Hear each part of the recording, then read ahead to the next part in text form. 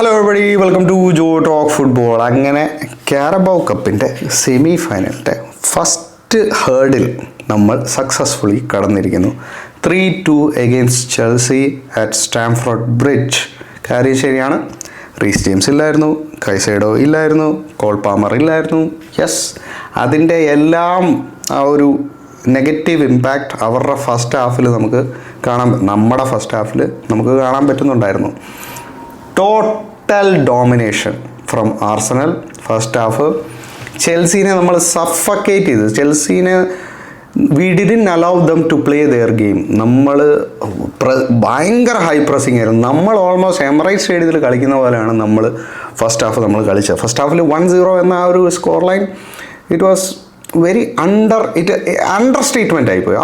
അത്രയ്ക്ക് നന്നായിട്ടാണ് ആർസണലിൻ്റെ first half നമ്മൾ കളിച്ചത്. കാരബാओ കപ്പിൻ്റെ സെമി ഫൈനലിൻ്റെ ഫസ്റ്റ് ഹാഫ് അഗെയിൻസ്റ്റ് ചെൽസി നമ്മൾ കളിച്ചത്.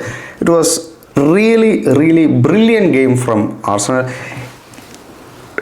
Really proud. അങ്ങനത്തെ രീതിയിലാണ് നമ്മൾ കളിച്ചത്. ഫസ്റ്റ് ഗോൾ അടിച്ചത് of course from a corner set piece. Ben വൈറ്റിൻ്റെ ഹെഡർ. അതിൽ സാഞ്ചസിൻ്റെ മിസ്റ്റേക്ക് ഉണ്ട്. Sanchez was really poor today. അതിൽ സാഞ്ചസിൻ്റെ മിസ്റ്റേക്ക് ഉണ്ട്.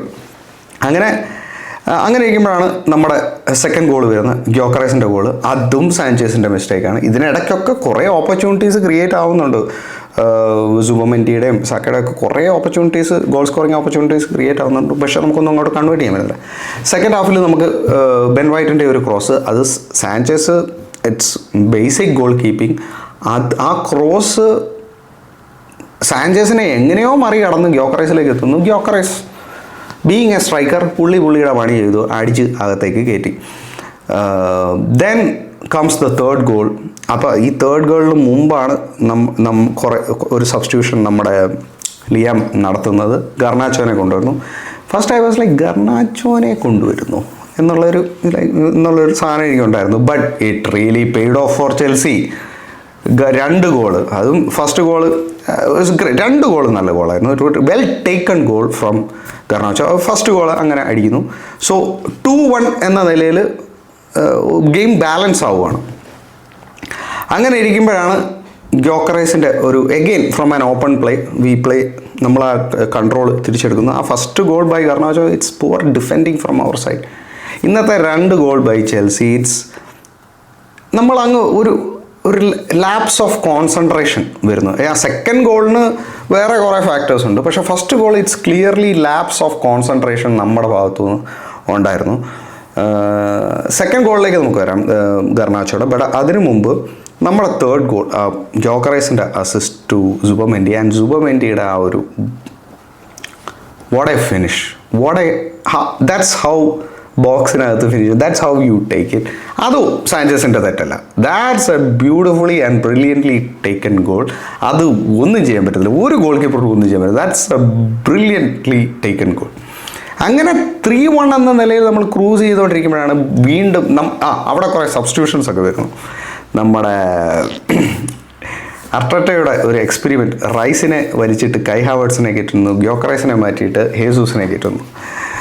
സോ അങ്ങനെ ആയപ്പോഴത്തേക്ക് ആ ഒരു മിഡ്ഫീൽഡ് സ്ട്രക്ചറിന് ഒരു ഡിസബിലിറ്റി വരുന്നു. റൈസ് പോയി കഴിഞ്ഞ് we can see wave after wave നമ്മുടെ ചെൽസിയുടെ അറ്റാക്ക് വരുന്നു. അങ്ങനെയാണ് ആ സെക്കൻഡ് ഗോൾ ഗർണാച്ചോ അടിക്കുന്നത്. അത് കഴിഞ്ഞ് സത്യം പറഞ്ഞാൽ നമ്മൾ ആ ഗെയിം ഒന്ന് കൺട്രോൾ ചെയ്തു. 95th മിനിറ്റ് വരേക്കും.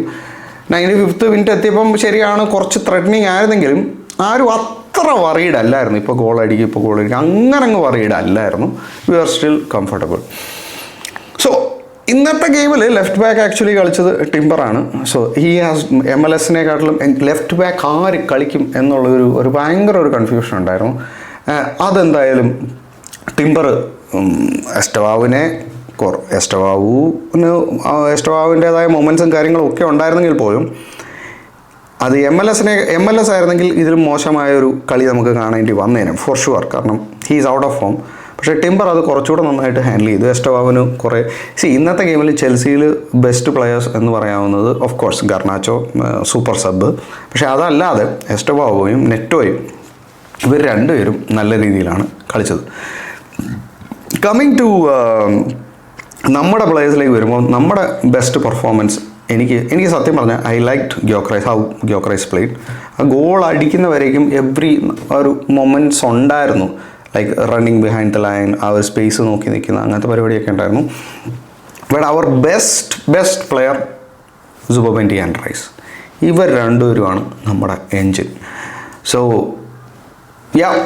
നമ്മുടെ first part of the job നമ്മൾ വൃത്തിക്ക് ഒരു 2 ഗോൾ അഡ്വാൻറ്റേജ് ആയിരുന്നു വൃത്തി എന്ന് പറയാവുന്നത്.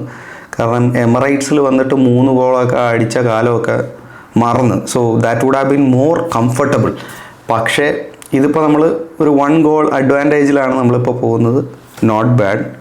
സ്റ്റാംഫോർഡ് ബ്രിഡ്ജിൽ നമ്മൾ ജയിച്ചിട്ടാണ് നമ്മൾ പോകുന്നത്. So it's A good win.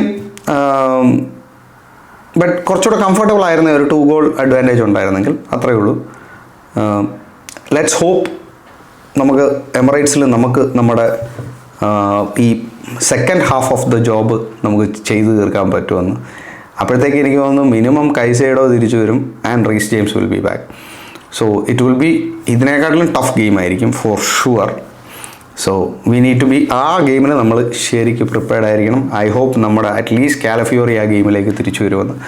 So കാലഫിയോറി ഇല്ലെങ്കിൽ ഹിൻകപ്പി, ഇതിൽ ആരെങ്കിലും ഒരാൾ തിരിച്ചു വന്നെങ്കിൽ നമ്മുടെ ആ ലെഫ്റ്റ് ബാക്ക് സിറ്റുവേഷൻ ഒന്ന് സോൾവ് ആയതിന്. നമ്മളിപ്പം ആ ഒരു അറ്റാക്കിലേക്കും ആ ഒരു ഫ്ലൂയിഡിറ്റി ഒക്കെ വന്നു തുടങ്ങി. ഇപ്പം മിഡിൽ നിന്നും അറ്റാക്കിലേക്കും ഒക്കെ ആ ഒരു ഫ്ലൂയിഡിറ്റി വന്നു തുടങ്ങി. ആ ഫ്ലൂയിഡിറ്റിക്ക് ഒരു മെയിൻ കാരണമെന്ന് പറയുന്നത് നമ്മുടെ ആ ഹൈ പ്രസ് കാരണം നമുക്ക് ഒരുപാട് ഓപ്പർച്യൂണിറ്റീസ് നാച്ചുറലി ക്രിയേറ്റ് ആവുന്നുണ്ട്. So that's also really positive to see. So really happy with the overall performance. Well done, Arteta. Well done, Arsenal. I don't know what more to say. It was a brilliant game and happy. All right, guys. Take care. Bye.